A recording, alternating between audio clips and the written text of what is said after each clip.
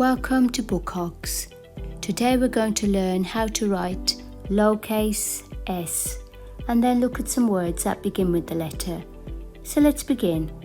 Lowercase s is written halfway up in between the two lines, like this.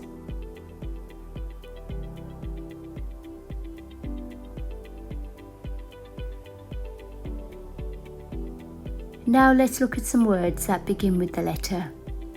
S here has the sh sound to represent the sh digraph. Sh for shopping.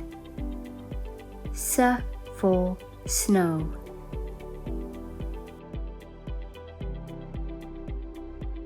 This word also has the sh sound.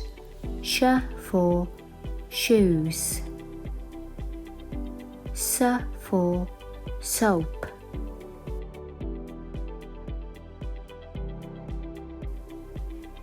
And S for spray.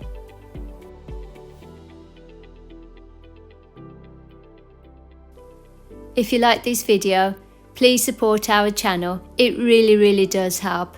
Give this video the thumbs up and subscribe for more videos like this.